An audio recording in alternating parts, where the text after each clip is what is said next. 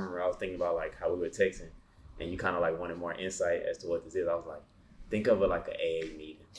And I remember calling Elle and Toby, like, when I get ideas, like, I gotta like say them, I gotta put out there. So I'm calling Toby, bro, Elle on three-way. We on FaceTime, and I just start going like, hey bro, this, we're gonna sit down, we're gonna juice this, it's gonna be a vibe, we're gonna talk about this, that. And Elle was like, bro, this just sounds like the most elevated AA meeting.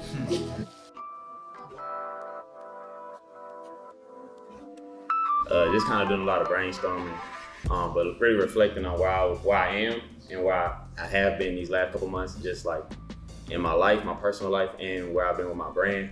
With No One's Ordinary, I decided to kind of just take a step back, and like, there was a lot of stuff happening, good things. It was kind of happening fast. And I told myself I wanted to like dial it back and focus more on the foundation of it. And I felt like I was skipping steps. And so I kind of just started going back to the basics, like, why am I doing this? Like, what's the purpose of it? Who is it speaking to? Those are the type of questions I was asking myself and answering. And I told myself, like, I kind of wanted to reintroduce the brand because I've been able to get more clear on what it is to me, like, what's the purpose of it? Like, why am I doing it? And what's the problem it's solving for myself before I can know, like, how it is for everybody else, how everybody else is experiencing it. So I told Toby, I was like, if I was starting day one, what would I do? And I was like, all right, I would be communicating who it's for, like the message behind it. And I was like, what's the best way to do that? And I was like, we could have a conversation. And the realization I was able to have, I was like, No One's Ordinary for me, it's just been a place of like self-expression. It's been a solution for me. I like to refer to it as synergy between self-expression and creative mediums. So like for me, I express myself through fashion, designing clothes, through No One's Ordinary. So that's my creative medium. And I invited these people here today. I'm gonna let them introduce themselves in the proper way because they all express themselves creatively across different mediums as well. So I felt like it would be cool to bring a group of people together, sit down, kind of have like guided questions, make it like this intimate thing, a vibe. We sip some organic pressed juice, just vibe out, you know what I'm saying? Have like a dope experience. And that's how we ended up here today. So, introduce myself, I'm Huey. I am the founder and all of that of No One's Ordinary. And I design clothes. I like to refer to it as like, I'm a storyteller because I tell stories through designing clothes. And what's fulfilling about it is just being able to express myself. Like, from coming from a place of not being able to and finding a way to be able to do that and realizing how liberating it is. So that's why it's fulfilling for me. It's nice. I like that. Thank you. I'm Nell, also known as Nell Thomas Art. I'm a painter and I make clothes. I say the most fulfilling thing it is for me, it just makes me feel good. I just like creating things that brings joy to people, or when I would make clothes, it would just make people feel like, you know, like I'm hot shit, like I'm popping it. Yeah. Like you can see it when I'm talking. I feel that. I have an example over there. She has it on her head. Yeah. Okay, me? Yeah. Okay, I'm Kayla. I'm a tattooer, I'm an artist, and I model as well. Tattooing is what I'm doing mostly full-time right now. The most fulfilling thing for me, well, really the whole process of tattooing is like just like the bonding through art and like the transfers of energy, and like whenever I'm done and they're like all excited about it, and it's just, that makes it feel good. Like I like to make people feel good through the art. So yeah, that. Name is Tobe, Hillary Tobe. I am a jack of all trades, mainly a storyteller, and have a production company by the name of Avenue Park Media. What's fulfilling for me is like I finally arrived over the past 2 years where I'm supposed to be, and things have been going good so far. All right, so the first question we have is, where do you draw inspiration from? I feel like everything. Like, I mean, random things will inspire me for sure. The people around me that I work with inspire me for sure, like every day, just to be like working harder and like how can I express myself and like get out of like push myself creatively to not just like put out like the same type of things, I guess, for like flash and stuff, or it's like what people would like kind of like. So yeah. Inspiration, I don't know, it's tough for me because I feel like I don't mean this in a boastful way, but I feel like I'm really inspired by myself in the sense there are things that I watch or look at that I like, but ultimately I always look for things that I would like to see. So that's what I end up putting out. So it's more of like a self-inspiration to do what I want to do and what I want to see and put that out. So I don't necessarily mean I inspire myself. I do to a degree, and then I have other creatives that I look at that do great work that I get inspired from as well. But ultimately, it always comes from a place of self. Oh, I love that. And I don't think it's boastful to say that you inspire yourself, because I feel like I do that as well. Like, I feel like I inspire myself. I look back at a lot of my old work and it'd be inspiring. But I would say more is like for creatively for me, I draw inspiration from like my personal life, like through experiences. Because when it comes to my work, I'm telling real life stories. So whatever that looks like, if I could be drawing inspiration from something that happened when I was 9 years old, my bike got stolen, and I want to design something that references that, or whether it's a couple years from now when we on the yacht and, you know what I'm saying, wherever, I want to be able to draw inspiration from my personal life. And I feel like that's what keeps me creative, because I'm not looking to one specific thing like, oh, what's hot right now, or nothing like that. It's just like, as long as we living, I can draw inspiration, you know what I'm saying? So I hate to say this, but I feel like you guys answered my question like completely. I would say the only thing that's different with me, especially in my artwork now, I don't actually have a direction. I just doodle now. Like, I just get a piece of paper or anything, and I'm just doodling. I just transfer it onto the canvas, or like the stuff that I've been creating, because I have a solo exhibition. It's time. It'll be in January. So, like, everything I'm just doing now will just be for the public to see, since nobody has really seen my artwork in person besides like online. Yeah. So, yeah, like, I mean, I don't know. You guys answered my question. I got a question though. Yeah. Oh, congratulations on your show. Yeah, That's awesome. You guys will be there. Don't worry. Yeah, I'll be there. Don't do that. Since you say, like, right now, you start basically off of just doodling. Yeah. Do you feel like you able to be more free with it? Like, that kind of take like the restrictions away from it? I would say absolutely.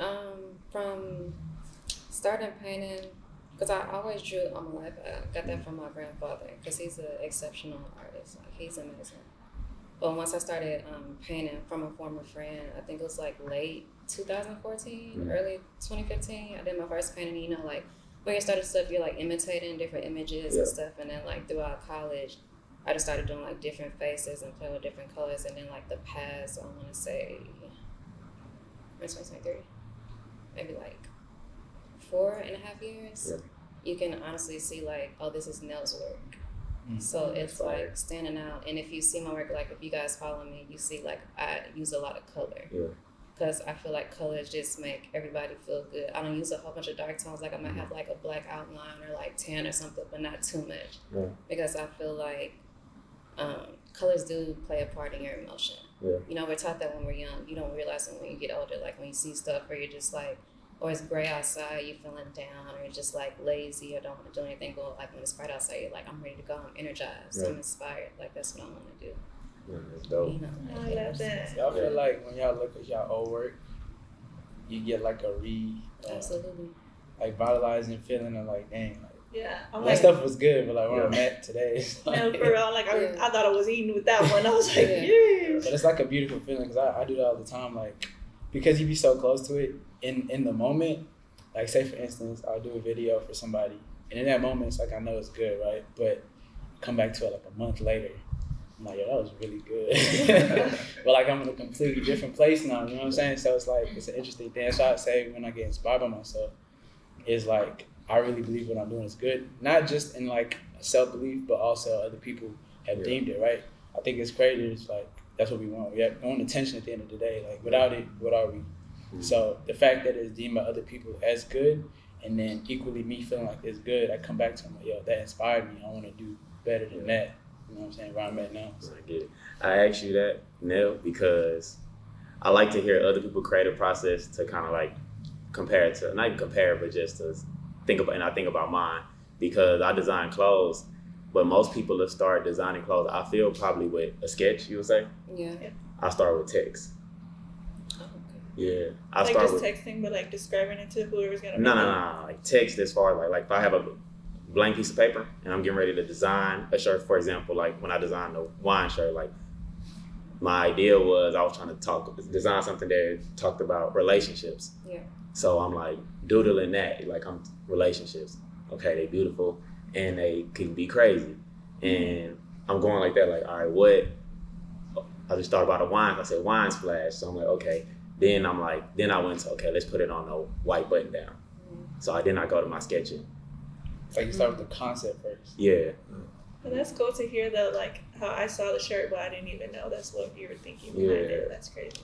Yeah, I definitely learned that, but I don't think I was thinking too far. Either. I was just like, oh, he was doing his thing. I was like, that's cute. Yeah. All right, that's cool. All right, we're gonna go on to the next. How do you think environments have an impact on people? And if so, how did yours? Like, I feel like a simulation, like you adapt to that. Mm-hmm. So the more that you're around things, you kind of take on to that, even if sometimes unconsciously, like you're not even paying attention how that occurs. The simple fact that when they say, when you're surrounded by winners and it is not your time yet, your winning time is about to come. Right. You know, like, so like as far as like creatives, when we're with each other, like we get inspired. But if you're with somebody that doesn't appreciate art, but I mean, art is all around us. Clearly, you want to be inside this car if it wasn't for an architect or like somebody that designed something. Right. You know what I'm saying? Like stuff like that. Like if somebody's just like strictly business, like corporate person, they wouldn't appreciate that. Mm-hmm. So if you're around that all the time, you're not gonna assimilate or understand all of that stuff. Right. For sure. Yeah. Tell me what that looks like specifically in your life. Like, can you paint a picture of a time where you could like specifically say how your environment had an impact on you? I don't know, I feel like all my life, mm-hmm. I feel like I've had like a definite balance with that from my family, being entrepreneurs or just like freaking go-getters, and then you have, like, you will never see them inside the little area and they're drawing something or they're mm-hmm. designing something or they're, I don't know, creating some type of like template for you to see everything. Mm-hmm. So I feel like it's always been balanced with me. It's never been like, oh, what you're doing is like a waste of time. Yeah. I think that's dope to hear, because I think about like myself. I answer the question and say 100% environments have an impact on us. And how you just talked about your environment, you had creative people around you. You talked about your grandpa? Yeah, my grandpa, my dad, not my little cousin. Mm-hmm. She paints, she draws. My other little cousin, he draws. Right. Like everybody does something. And I think that's dope, because you had that environment and you are where you are today. Like, you're being a creative, you're doing art. Like, I could say answer for myself as far as directly from my environment, it's like the complete opposite. Like, for me to be doing what I'm doing, it could be deemed cool now because of like results and times and stuff. Yeah. But back then it would be crazy. And I'll say that because like I grew up in an environment where it wasn't no examples of people doing certain type of things, doing what I'm doing today. It was people living a certain type of life, and like you said, you bound to be influenced. You know, if this all you have around you, you're gonna start going them routes. And I feel like that's what my life looked like.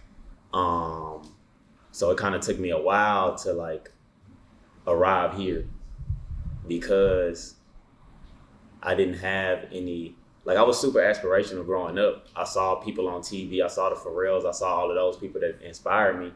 And it was just, even though I was aspirational, it still felt so far-fetched. Right. It felt like it was TV. Like it was performative. It was like a good show. In other words. Yeah. So what gave you the confidence to like pursue that and like want to creatively express yourself when that really wasn't like around you? I don't want to say it happened by accident. I'll just say how it happened was I grew up playing sports my whole life because it was either sports or other things. You know what I'm saying? And I wasn't trying to do the other things, so I was playing sports. And once the ball stopped bouncing for me, I was always somebody that was like, I want to do what I like to do, something that I'm into. So I sat down for a second and I was like, bro, what do you like outside of hooping? Like, you've been hooping for 20 years, like, whatever. And I'm like, only other thing I was into was shoes and clothes and stuff. And I think that kind of goes hand in hand. If you're into sports, then you got Jordan, and that introduced you to Jordans, and, shoes introduce you to clothes. So they kind of went hand in hand. So I was like, okay, let me just start playing around. Like let me just start. I didn't have intentions on, I'm trying to design this brand, I'm have a name for it, none of that. It was like, literally, I was just experiencing. I literally bought a sewing machine and taught myself how to sew off of YouTube. And that's how I got into making clothes. So I was just experimenting. And for me, making something, forget selling it, right? Just the fact that you made something was fulfilling. You know what I'm saying? It's like I had an idea in my head and I brought it to life. Yeah. And I made a shirt. You know what I'm saying? It wasn't a good shirt. You know what I'm saying? But at the time, it was like, bro, you just made a shirt. You don't know nothing about making clothes. I'm learning about what patterns are on YouTube. I'm every single day just in a room at my mom's house, just on YouTube all day. So that's how I robbed, And then as I dove deeper, as far as like, all right, I made those shirts.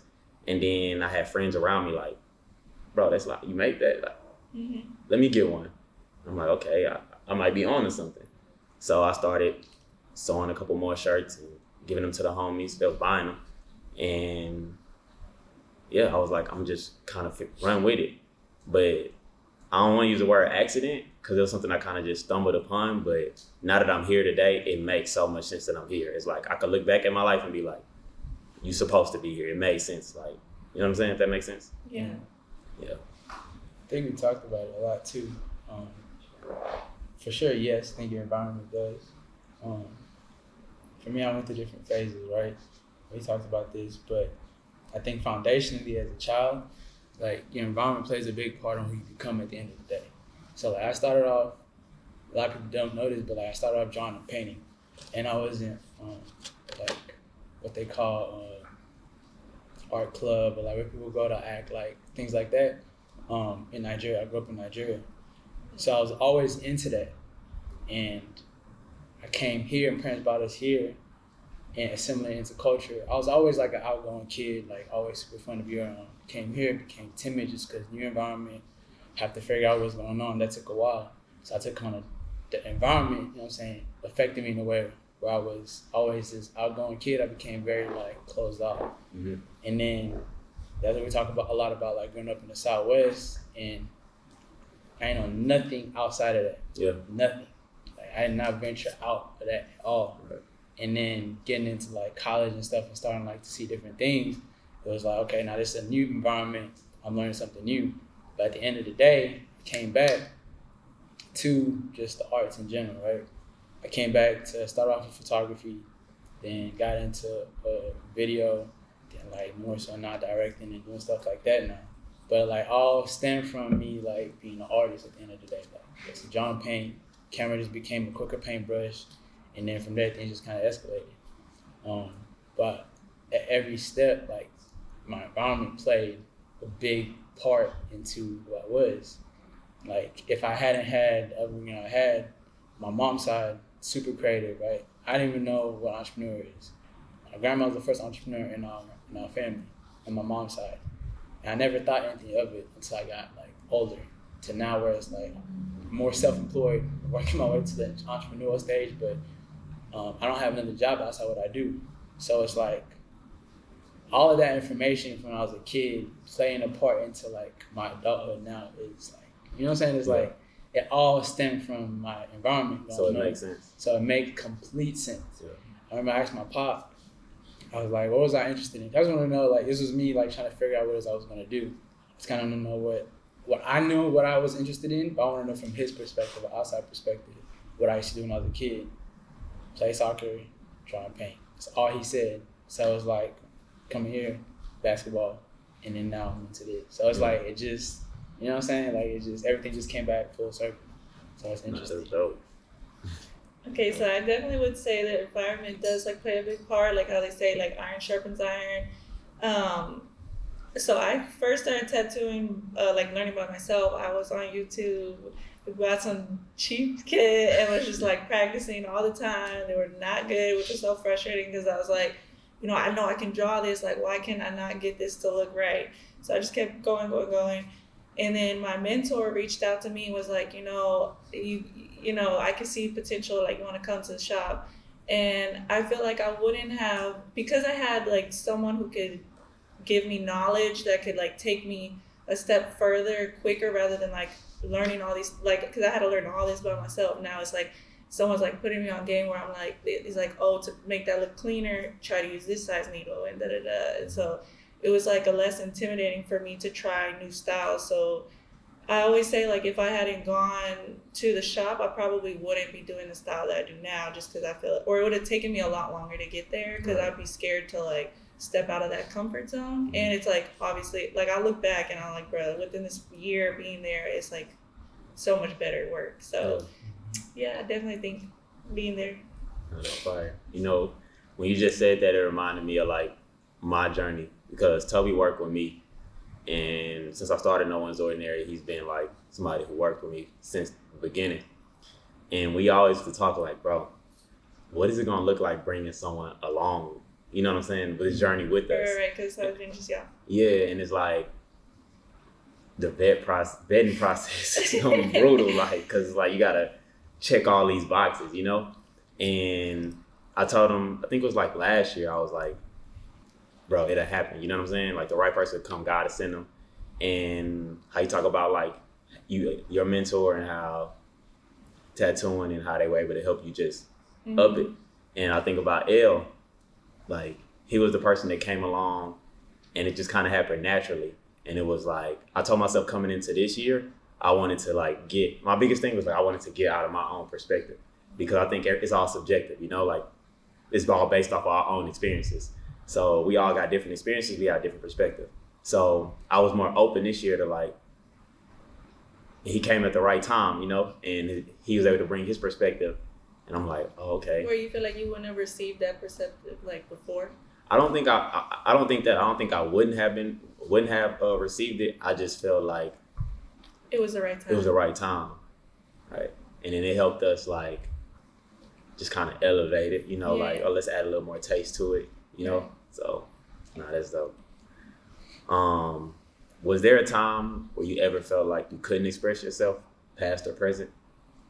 I'm not expressing myself, but I guess it's like you do like it's gonna make you feel good, but you're gonna doubt it. Like I still be like, people really gonna rock with this? Like I'm like, is this actually good? Like I don't know. Yeah. But like I said, like being around other creatives or just having people to like reassure you like, nah, like that is dope, like you know, like have like that confidence in your stuff, because it's like not everybody gonna like it, but like some people are gonna like it. What about before all of this? Let's take it back. Oh, like just yourself? Yeah, I feel like nah, that come naturally. Well, for me, like I feel like it's just like I've always like worn whatever I wanted to wear, drew like all the time. I feel like that was like a very good like outlet for me since I was a little kid. So creatively expressing myself, I mean, it wasn't, I guess it gets harder when it's like on a bigger magnitude and there's more people, but I feel like it's easier when it's like kind of more to yourself, you know? Can you pinpoint kind of like, because I think that's dope, like you saying how you've always been able to express yourself. Do you feel like it's something you could pinpoint as to why you were able to always express yourself?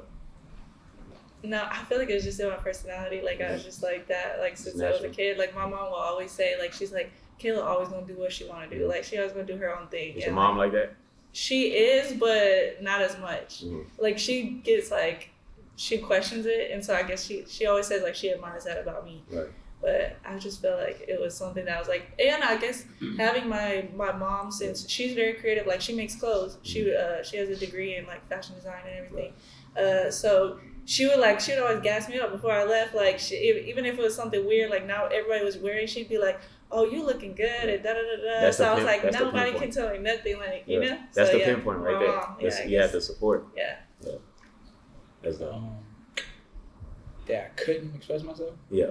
Was there a time you couldn't? I moved from Nigeria to here because it was a new environment. So like I remember like going into 8th grade and it was just that thing like thick accent looked like straight foul. It was bad. I just remember like everybody the eighth grade year that I went to was like it was a predominantly like white school. So like everybody was just so fascinated and I was already 2 weeks late for school. So we was already like behind and I come in and all Africans know just to have the little bald fade, like my shit it was terrible. Everybody was so fascinated like who I was and I couldn't necessarily communicate properly, I would say. Like we understood English, but like just the processing of how people spoke and what certain things meant. Like even to this day, there's certain things that someone might say something that it takes me time to like really understand. It's just based on how I was brought up. But during that time period, I remember not being able to like express myself at all, just because I had a new thing to figure out that was like express myself was the tail end of my list. You know what I'm saying? So from there, I think high school was like when I started like the end of high school and things started to click. So you think, was it like an environment that hindered it? For sure, it's the environment. When we were brought here, my parents didn't talk to us about like we're coming here, so there was no conversation of like, oh y'all we're finna come to America, send you this and that, none of that. It was literally we got on the plane and we came here, went to school, like it was crazy. So that's a Nigerian parents though. So it's like we here. Exactly.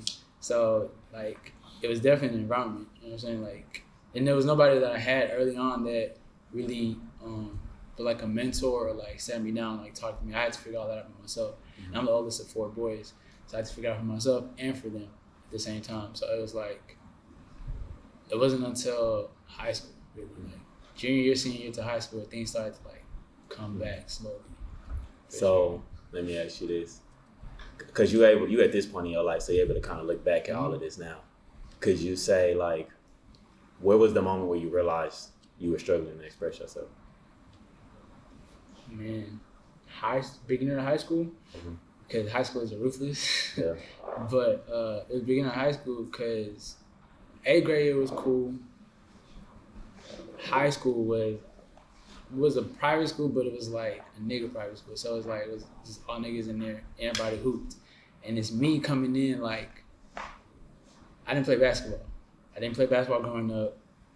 I played soccer. So just to set the stage. So like trying to figure out how to like get ingrained in the culture and then with people around me, make friends and stuff like that, right? It was difficult because I played football, I played basketball. Football is what really like got me in my shell. And I thank God for my football coaches because they were the first ones that I saw as like mentors in my life. I'm African, so I was fast. So it's probably what they saw. But at the same time, they like took note to make sure that they took care of me. Like I'd be after school, after practice, we're hitting extra drills and stuff like that. And that allowed me to assimilate and understand a lot more what the culture was, who people were, and things like that, having conversations with them, long conversations, things like that. And yeah, that was my little journey for sure. Cool. What you say, Neil? I had to think about it for a second, but I would say high school because my time went strictly to basketball.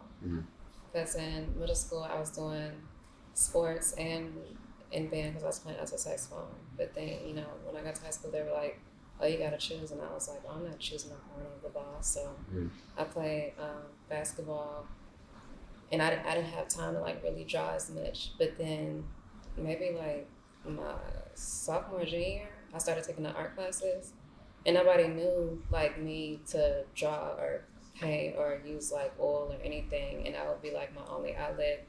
But my senior year, it started getting like very difficult because we got a new coach, and there was a lot of like BS going on, and I didn't know at the time like what depression was, but looking back, I was like really depressed. Yeah. Like it was just like a whole bunch of BS going on, and so I turned in my uniform and everything, and I was just like, I'm not doing this anymore. But I didn't go to art at that point in time. But once I left that and I went to college, I started back painting.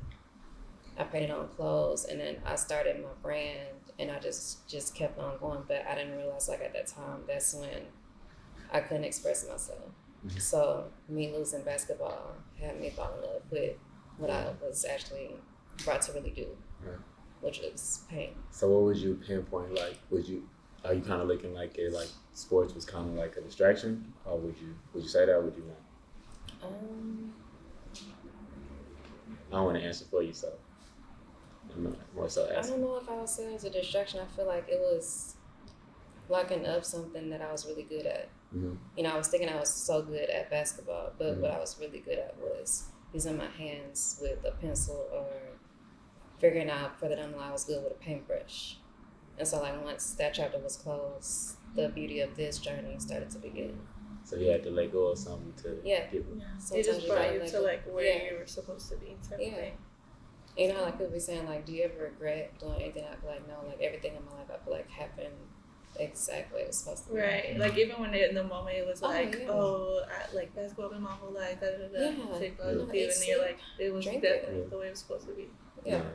Now I related to that story 100% because basketball was something I loved my whole life and played, and I was good at it. So it's like kind of like gotta play it until you can't play no more. Yeah.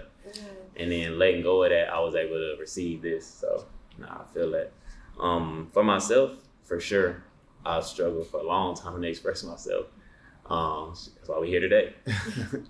But environment, the biggest. In the house and in the neighborhoods I was growing up in. In the house, I grew up in a house. My pops is Nigerian, my mom American. We grew up in a house where like we won't talk about stuff. You dealing with something, just deal with it. You know, like you're not sitting down on the couch talking about what you're dealing with or nothing. Like it's just not the way things go. So that's how you kind of start dealing with everything that life throws at you.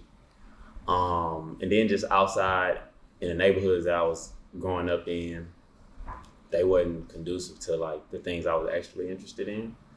And you know, when you could kind of feel like a weirdo at times, like like you're doing something that's like original, but so it's like against everybody else. Yeah, so you're going against the grain. grain. Yeah.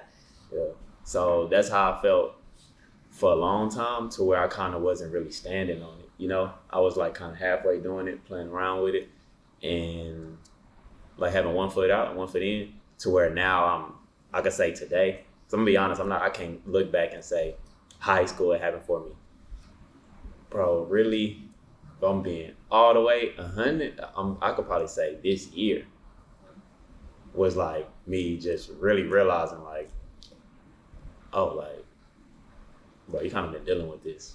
I started to like pinpoint like, oh, you struggled at expressing yourself, and that I'll start replaying so many like relationships, everything, and just seeing how it's just like a continuous thing. So I would say really this year, maybe like I'll just say the last 2 years. But now getting to the point to realizing like, okay, like what No One's Ordinary has become for me, like, and realizing what I've been doing within it. Like, oh, I've been expressing myself through this. Like, it's no coincidence. It's no like just magical thing that like my design language is storytelling. You know what I'm saying? It's like so having that realization, I'm like, I started expressing myself creatively, right? And I'm like, oh dang, I'm kind of like pulling up on my family now, making everybody sit down and having conversations and talking about shit that we should have talked about 15 years ago. and deal with.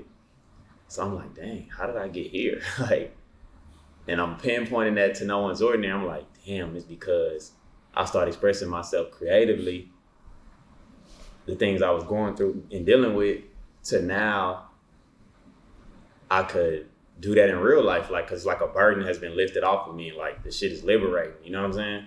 So yeah, thinking about it now is just like crazy. It's crazy, like me even saying it right now, I'm like, damn, that's dope. But I feel like, so since that was your environment and now like you can reflect on that, it's like now you're at this point where you can like give that to others, how like sure. like you say like, oh, what was the pinpoint, like somebody watching this, like this could be their pinpoint. Yeah. Like I just think that's beautiful. Yeah. And like just getting to the point to where like where I'm at today, like I don't give a damn.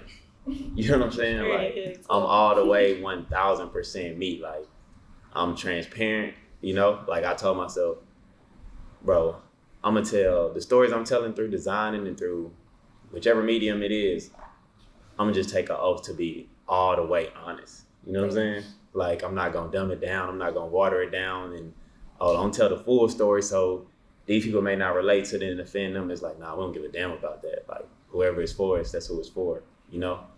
So yeah.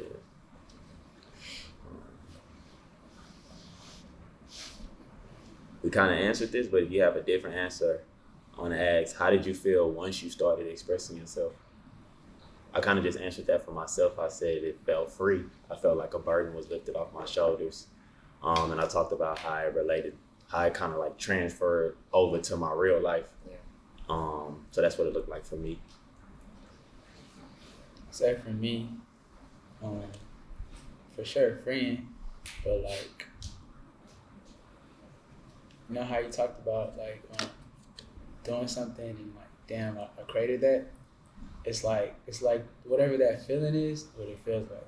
Because for a long time, it was like, okay, I'm doing stuff I don't want to do, but I see that it has a purpose right now.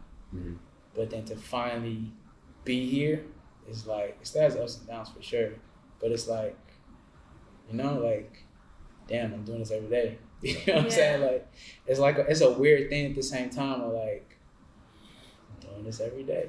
Right? Right. You know what I'm saying? So, yeah, I don't know what that feeling's called, but whatever it is, that. Yeah. Fulfillment, I think. Fulfillment. I feel like I was expressing myself without even realizing it. Like I was just like, since I was a kid, just like doing my thing. And I think whenever I got older, it was harder sometimes because I think like then you get that pressure where it's like, oh, like, are you gonna make money off this? And like, you know, it's like everybody's like, I remember high school was like after we graduated, everybody went off to college, and I was like, I just knew in my soul, like I was like, that's not for me. Yeah. And I was like, but I feel like everybody's like, you know, we all take different journeys, but it's like when you're not in that like mindset, you're just like, damn, like everybody's kind of on their path. I felt like a little lost. I was like, it's like I want to do this, but it's like you crave stability, so it's kind of like, so I was working a job, and then I just started tearing up my mom's apartment and invited me about to move. I feel like. I don't know, at this point, I just feel like if you don't do it, you never know what the outcome is going to be. Right. Like, you don't know how you're going to feel about it. So I just do it. I just feel like this is the way. Yeah. Right. And that's hella fair, because I be having thoughts. I be like, okay, if one day happens and this doesn't happen anymore, I gotta get a job or something, then it's like, at least I know. You know what I'm saying? At least I try it. Yeah. Because that feeling, that what if feeling, it kill you. Like, it'll drive you crazy. For sure. You have to eliminate expectations of things. Like I tell my friends all the time, like the past 2 years, everything I do now, I go into it with no expectation. That goes for music, that goes for movies, that goes to conversations, that literally goes for everything that I'm doing in life.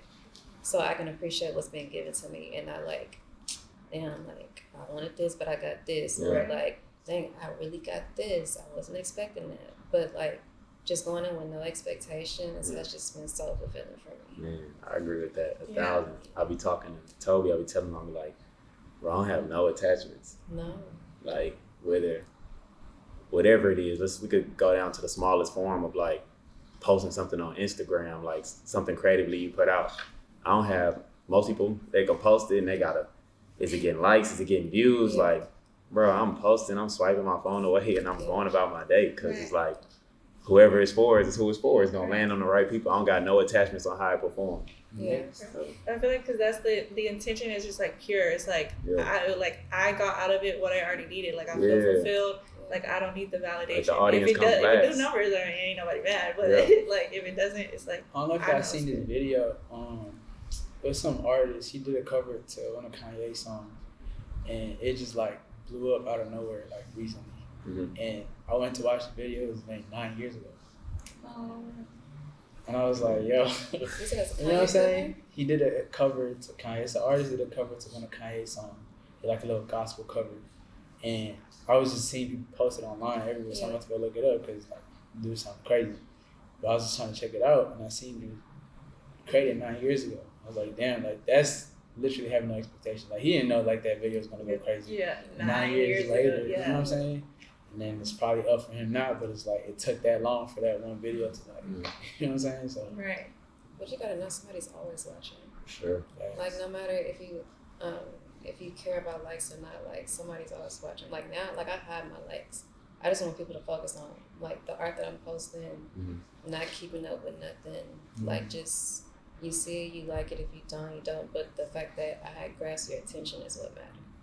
Even if you said like, oh, I like this, I love it, or I hate it, or like, why did she do that?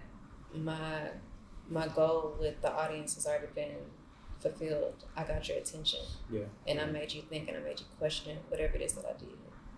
Yeah.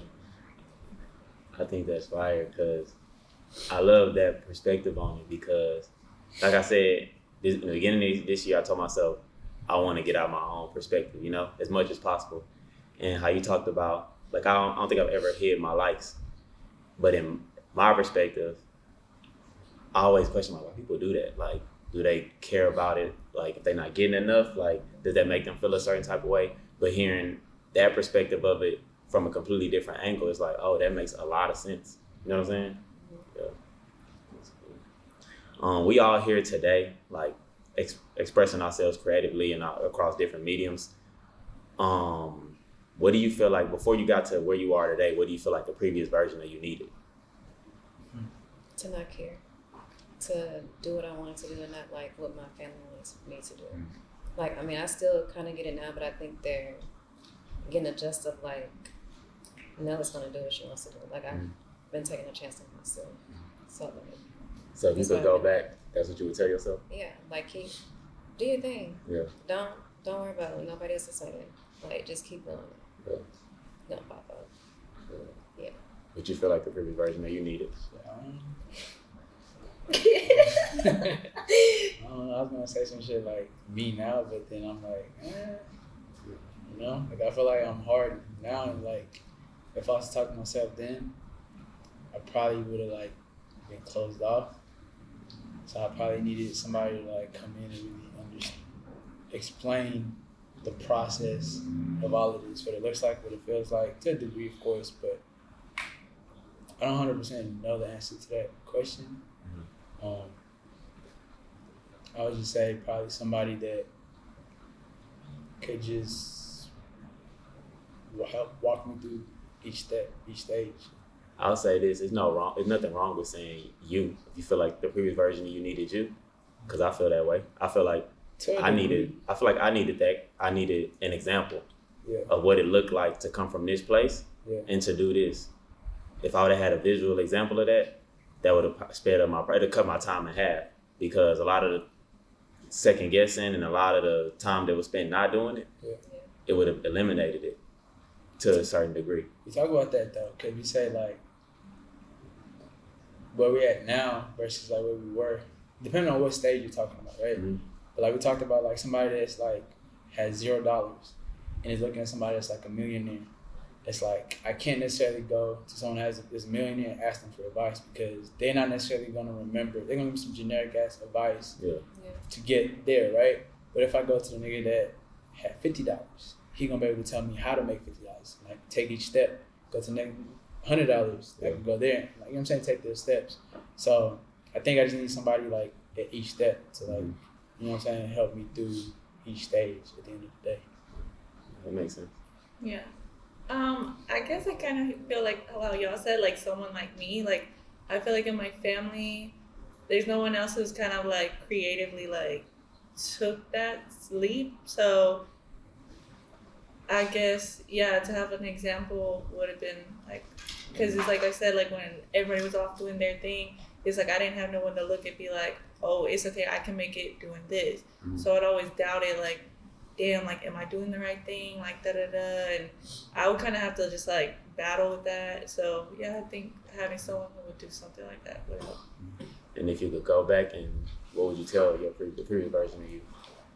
Like, to stick with it. Like, if this is like what's in your heart, it's like something is telling you to do it. Like, stay down and like it's gonna the money's gonna come too. Like even now with tattooing, like I already know like I'll get more and more bookings like the more and more I do, and the people are gonna see that tat from wherever. I'm going to New York next week for the first time, and I'm getting able to tattoo out there. Yeah. And so I'm like, thank you Yes. guys. But so it's just like you know, it's all like stepping stools. If I had just like stayed and been like, oh, like I ain't there yet, like, but it's just like, you know, it's gonna come. Like if your heart is pure and you keep doing it out of love, like that's just gonna come. So Right. yeah.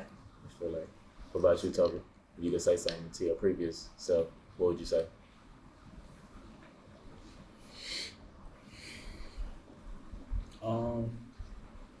Probably just keep going. Think she said it just like as far as not people say like, oh, I would have did this, I did that different, but like what you did informs where you are today. Right. So I think just keep going, like even though it was, you know what I'm saying, difficult or whatever, or you feel like you could have had someone could have came in but maybe I wouldn't be who I am today. You know what I'm saying? There's that possibility too. So just keep Right. going. I like that. For myself, I think it'd be simple. I probably just tell myself it's gonna be okay. You know what I'm saying? Like you're gonna be alright. You're gonna figure this thing out. That's probably all I would tell myself. Where are you now? Oh Lord. I'm still lost. I'm figuring it out. No, you can go. I was just being funny. Oh no, I was just saying I'm still growing, and I feel like I'm evolving. And what I've been telling myself lately with everything that I'm doing, like I'm that woman. Yeah. Like, you know, your mind is a computer. So what you tell yourself, you're gonna start believing and regurgitating that, and it's gonna show through whatever you wear, how you walk, how you talk, just everything. So like, with me in preparation for my solo, I'm just been telling myself like, I'm that woman with this art shit. Yeah. Like everything of how I'm creating, everything that is being made, I'm doing it. Like I'm smiling because I love that. I'm smiling because I love when people talk that shit. like Yeah. I've been told it's time to. Yeah, it is. It's time Yeah. to. So Nah, it's that's just beautiful. where Thank I'm you. at. But I'm still growing as a woman. So I feel like I'm gonna never stop being a scholar, never stop like learning. I'm just never gonna stop. Yeah. So it's just constantly growing. I don't think I would ever say like at this point, or I don't think I have a pinnacle. I think I'm just gonna keep on. Right. Yeah. Just keep on going. Oh, that's beautiful. You have such like a sweet spirit in hearing you say it and like be so like sure of yourself. No, it was like so beautiful. It's I like taking a that. lot of work. You know, Right. it's for you to see Chanel at this point, Right. it's taking a lot of work. But I appreciate that. Yeah. I appreciate That's that. true. I think everybody in that mode of like talking their shit right now. You know, like for real. I think where I'm at now is just understanding that it's a lifestyle versus like it's not like this big thing that like I'm looking towards or like a big moment. It's like every single day is a big moment for me now. That's You know what I'm saying? Just beautiful. wake up. You know what I'm saying? Just wake up in Yeah. that mode of like, shit, just gonna go out and kill it today. You know what I mean? So it's just a lifestyle of like from what I eat to how I dress to what I consume. You know what I'm saying? Everything from top to bottom is just a lifestyle. And that's why I sit every day. We had a moment, we've had a couple moments where like we just be texting on some random shit and just randomly we all be watching the same YouTube video. randomly. I'm like, hey, bro, check this out. You watching it? And then he'll text me, bro, I'm watching it right now. It's just like, you know what I'm saying? Like, it's just like, we're just all in that mode right now where, like, everything we're doing is just stinking up. Mm-hmm. You said something about YouTube. I don't know if y'all watch this, but I feel like every creator needs this. If you go to YouTube, type in idea generation. Come on, I knew you was gonna say that. I was waiting on you to say What is it called? Idea generation. That's what we were talking about. That is my stuff. I think you would love it. There's an abundance of people whose stories you probably won't even know. Like some of my favorite artists on there. It's super fulfilling, super inspiring, and super like it gets your drive, get you going. Yeah. Love that. Where I'm at right now, I feel like just being like how I used to put that pressure. Now I'm just like comfortable with like the journey. Like I'm just like I'm going as long as like I always said earlier. It's just like just trying. Like the fact that I'm like, because it's like wherever I end up, it's like that's where I'm going. But because I was destined to be there anyways. But it's like when as a matter of when, it's like it's like don't stress about that. So just like putting in the work, like trying to get, and making myself proud of myself for the efforts, and also like with my daughter, like I just want to make herself proud, her proud too. Like like my mom went in like after what she wanted, you know. It's crazy because I feel like my answer is like all of y'all answers into one, because I'm for sure at the point where I'm talking that shit, but it's like not like this, but through I'm wearing all pink. So like you kind of got to be super confident to just do this. Talk your shit. Yeah. So that's just a note to where I'm at, with just like fully all the way expressing myself and whatever that looks like, from the way I dress to whatever. Like you said, it's a lifestyle. Like I feel like that's why we sip organic juices in here. It's all a part of the lifestyle. Like there's a certain taste level with all of it. But I'm just sure, like I know like for the first time probably ever, like I found purpose in what I'm doing. So I know for 100% fact, like this is what I'm supposed to be doing, and it's inevitable for me. I have a question. Do you feel at peace with yourself? 1,000%. Do you feel at peace? 1,000%. Yeah. Do you feel at peace? Oh, absolutely.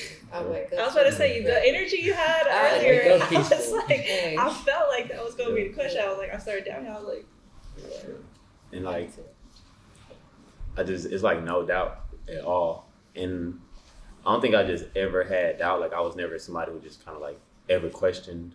Like we talked about this recently when we was in LA. We were in the car and I was like, bro, I've been delusional my whole life.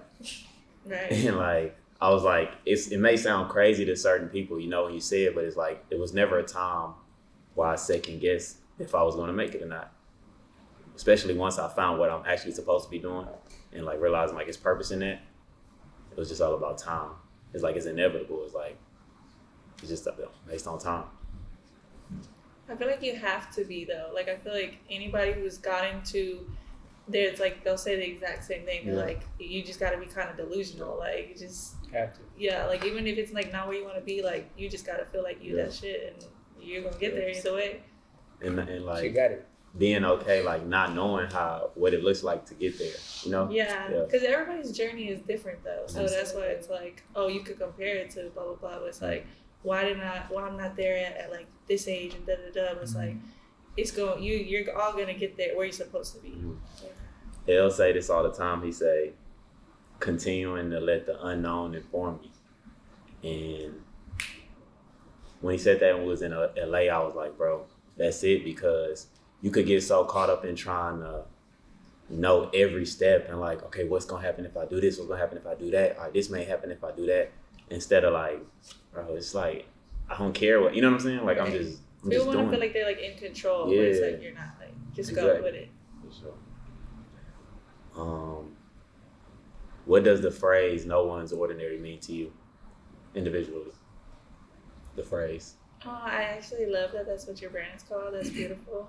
Because how you say you're a storyteller, and I feel like that tells a story in itself. Because it's like, it's true. Like we all have like a special gift. Like whether you realize it at 20, 50, whatever. Because it's like you're gonna go off whatever path you're supposed to go on, And then eventually, like, once you find that purpose, it's like, then you're going to have that energy where it's like, nobody can tell me nothing because I found my purpose. So it's like, we all have that in us. And it's just like a matter of finding when. And yeah, like all talents, everybody has it. So I think that's pretty beautiful. He was like, yeah, I did my thing when I just go to do that. Little pink stuff Nah, it's over there shaking interesting. my head. I'm actually just listening. It's interesting. One of my favorite pieces from the Non Ordinary collection is a vintage piece with a Pac on it that says Pac wasn't ordinary. And I think anybody that's ever done anything or just dreamt couldn't have been ordinary, right? Now, I don't feel like that means that people who are, there's anything wrong with that, because you have to have people that are doing it and people that aren't doing it. Everybody can be somebody. So I think to everybody's right, you know what I'm saying? Everybody has some sense of not being ordinary, but you have to have that to like chase and be delusional in whatever it is that isn't ordinary. So Right, like not everybody has it in them to like chase it to where they want to reach all these stuff. But it's like you're still as valid if you just like do paint on the weekends or whatever, because like you still have that in you. yeah, you still got something in you. Right. But to what degree is up to you Right. that you want to chase it. Yeah. I'm thinking of it in a non-creative. Right. And that's how I'm asking it. I said something wild to my dad the other day. I'm not gonna say it, but No, say it. It's a no, safe, no, it's a safe space. Yeah. No, because I was like, Dad, I was like, you know, I came out of your ball sack, like for real. And he was like, Nell, like you are crazy. And I was like, no, for real. But he was like, you know, when you think about it, I was like, but I was the chosen one. I was like the sperm, like they got fertilized. Like I was the chosen one. And then he brought into perspective, like, you know, when you think about it, everybody that is living today, they were the chosen ones. So when you just asked me that question, that's what popped in my head. Like, I don't feel like anybody's ordinary. Sure. Everybody had a purpose when they were born to do whatever it is that they're doing in life, whether it's creatively or whether if you're some business person, construction working, like that was your purpose. That's what you're doing, and what you're doing is extraordinary. Like you're not an ordinary individual. You were chosen to do this. You know, you were chosen to be born and everything. That's what popped up in my head. That's dope. That was definitely a wild. Yeah, it was a wild story. Yeah. No, but I really that's want to know true. how she came at it though. Like, hey, Dude, Pop, you know I come out your ball sack? Dude, I'm like very random and silly as ever. So like outside of this, like you wanna understand, yeah. Yeah. I would say for me, it's just y'all said. I think I could take from everybody's answer. It was just like uniqueness and individuality, like understanding that we all have something special about us, within us, and it's just up to you to determine what that is, figure out what that is, and if you want to use it or not, that's also up to you to decide. Yeah. That's my last question. So what I want to do now is I want to go through the questions, and I want to allow y'all want to share one of the answers y'all have on one of the questions. Y'all can. I don't want to call on anybody, nothing like that. Just like kind of like volunteer style. So for sure, like introduce yourself and all of that. Question I want to ask is, where do you draw inspiration from? I'll start. I'm Christian Green. I model, act, yada yada. From Houston. I collect vintage now, which is like my new niche. So where I draw inspiration from, like people know me only because like, man, Christian was like so nice. Like he's like got a big smile. But I only got that literally from like, of course my family and stuff like that, but I feel like I really got it from like movies, comics, anime, like just stuff that I kind of grew up on. Like I look at it like like Goku. Like not everybody know Goku. Yeah. More like it's like the nicest, the most genuine person that I've ever seen before. So looking at that at a young age, I'm like, I gotta be like that. And while doing that, he's still the most powerful, like strongest character in, I don't know if y'all know it, but Dragon Ball Z, you know? Yeah. So drawing that inspiration from there, you gotta dig deeper. And of course that comes from like the Japanese aspects and stuff like that. So I also draw my inspiration from Japanese Americana. Like when, I forget his name, but I'm reading this book, when such a guy did a world tour after World War II, he went to an Ivy League school and just loved like the professionalism from like college students and how they dressed and took care of themselves, and he took all that information and brought it over to Japan. And doing what he did with that, I guess he started a store, yada yada. Like I said, I'm still reading the book, but it was just a genuine take in what he did, and especially what he saw. You know, he was just what he called a world tour. Didn't speak English. He just did what he did, just saw what he saw. And for instance, when World War II ended, all the self-edge machineries, shuttle looms is what they're called. They were in America, and all the Japanese people seen that and took it, like they just took or bought all the machinery from the U.S., went over to Japan, of course, and they just cared for them because they just knew it. They were so genuine. They just knew it. They kept it oiled. They kept it clean because, you know, I guess America started growing, so they started to do like more machinery where they had to like push out stuff more, and they weren't using like those old shuttle looms. So that's why Japan took those, and they just seen the artwork and the craftsmanship and all that. And once you start to see things in that mindset and that inspiration, you just enjoy it. Like you're just yourself. And that's what I made just you see that with like how that goes all the way back to Goku, because he just do it because that's just who he is. One, that's what he was always kind of not trained to. It's what he was saying. So like he a nigga, but like that's what you just kind of do, and he do it with genuine energy. So he's the best at it, and they the best at what they do. So. Yeah, that's dope. And that led you to vintage, because like vintage pieces are some of the most well crafted. That's hard, bro. Anybody else want to share where they draw inspiration from? Yeah, I'm DJ. Professionally, I am a project manager for construction, so I build stuff professionally. And then in my spare time or hobby-wise, I brew beer and kind of make furniture.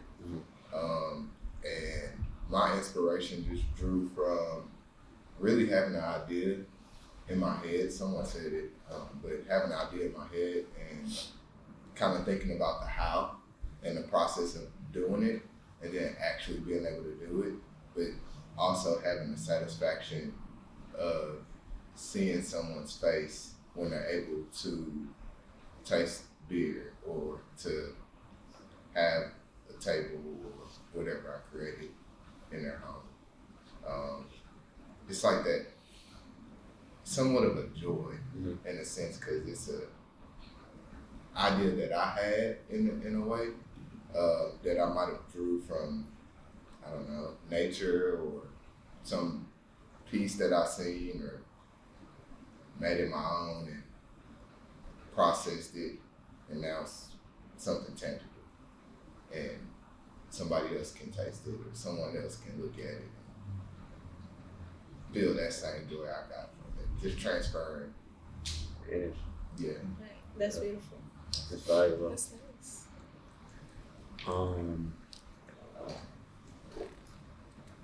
What does the phrase "no one's ordinary" mean to you? I'll take this one. My name's Adrian. I work at a clothing brand called Glass Cypress. Photographer, business development, kind of wear a lot of hats there. I'm a little more nihilistic on the viewpoint. I think there's quite a bit of ordinary people. I think you decide, I agree, like you tap into it. You have the ability to access the fact that you're not ordinary. Everyone has the capability to excel and be great. But a lot of people don't choose that. So I think it's like if you break past that barrier, you become non-ordinary, and I think that's like an accomplishment within itself. All right, bro. I like that perspective. Can I ask you a question? Yeah. How do you feel this is going to evolve your process, evolve your design process, or how do you think this will like infiltrate your next collection or anything you do? Right. In so many ways, bro. I would say, one, like I said in the beginning of this year, I told myself I wanted to get out of my own perspective. So even just sitting with people who creatively do all different things. Some of us, like, we do the same thing to a degree. And how you just gave a perspective on what no one's ordinary, how that speaks to you. Like, I accept that. You know what I'm saying? Like it's valid. Like what you said, I feel like it's true. Whether that was my answer or not, I feel like it's valid. So that, getting out my own perspective, that's one way. And also just like being able, like I said, the whole ideology behind my brand is self-expression. You know, it's synergy between self-expression and creative mediums. So being able to talk about, like Nell, what she does, and she come on and she's telling her story, and she's telling her story, Toby's telling his story, and we're talking about how we arrived at the point to be able to express ourselves. So it's community building around people who share those same experiences, whether they struggled at expressing themselves. They could be at different phases of it. They could be somebody who's today currently struggling. They could be on the other side of it, and they've gotten the fulfillment of what it looks like. And it could be somebody who's at an aspiration of like, man, watching that, like, man, that's inspiring. Hearing everybody say that's inspiring. Like, I want to be able to get to that point. That's fulfilling in itself for me as well.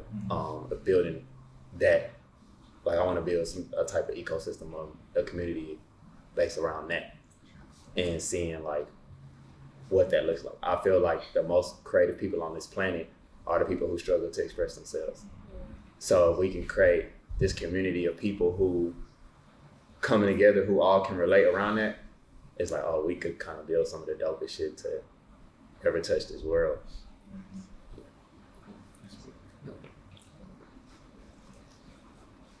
Anybody else like to, before we wrap it up, answer what the phrase "no one's ordinary" means to them? Are we good? No, I'll say something. I'm LZ. I'm a art director and brand manager, and thank you for doing this, first and foremost. I think no one's ordinary means to me like having a great relationship with mistakes, right? Like, I think one of the more like resounding things that I continue to hear is like this relationship with self and this relationship with autonomy over how you direct where your life is going or what you choose to ultimately lean into. And I think that, to piggyback off of what you're saying, is like, I think we've already tapped into like our extraordinary, and that extraordinary enables other people to see extraordinary, but no one's ordinary is, to me, like a proclamation. You know what I'm saying? Like, it's more of a positioning of like opportunity, but it's like up to you to like lean into that opportunity. You know what I'm saying? And I feel like your brand gives people an opportunity to lean into not being ordinary. Even if they are ordinary, they can be extraordinary with your apparel, with relationship to your brand, with relationship to the community that's associated with, you know what I'm saying, no one's ordinary. It's like, I can be ordinary and still be extraordinary because I'm wearing no one's ordinary. You know what I'm saying? Like, it's this really beautiful synergy like that ends up happening as a result. You know what I'm saying? You said, what is our inspiration? Like, I grow a lot of inspiration from the gray space and the voids in life and in society, because they're so blaring in a place like Texas. Like we see so much void of so much culture, so much opportunity where things don't exist, and like nobody still does anything about it. Yeah. You know what I'm saying? Like nobody. Like everybody chooses to. Like the greatest people choose to leave and go do it where it's already existing. And like for us, like you doing what you're doing, bro, like extraordinary. So continue to proclaim to people like that no one is ordinary if they choose not to be. Right. You know what I'm saying? And like giving people an opportunity and a space to do the extraordinary is what we're doing right now. So I just want to thank all of y'all for like being here, like, you know what I'm saying, like kind of giving me life in this moment. And you know what I'm saying, for creating this opportunity in you, bro. Like, so thank you. Thank you, bro. That's beautiful. Thank you. It was so beautiful. Oh my gosh. Touch. That was like the kindest words. Huey, if I was you, I'd be feeling real good. Before I wrap this up, I want to say, I remember I was thinking about like how we were texting, and you kind of like wanted more insight as to what this is. I was like, think of it like an AA meeting. And I remember calling Elle and Toby, like, when I get ideas, like, I gotta like say them, I gotta put out the, so I'm calling Toby, bro, I'm Elle on three-way. We on FaceTime, and I just start going like, hey bro, this, we're gonna sit down, we're gonna juice this, it's gonna be a vibe, we're gonna talk about this, that. And Elle was like, bro, this just sounds like the most elevated AA meeting. And we just started, and I was like, a light bulb just went off, and I was like, okay. Is that we're where gonna call the it 2 A's in the creative? Exactly. There you go.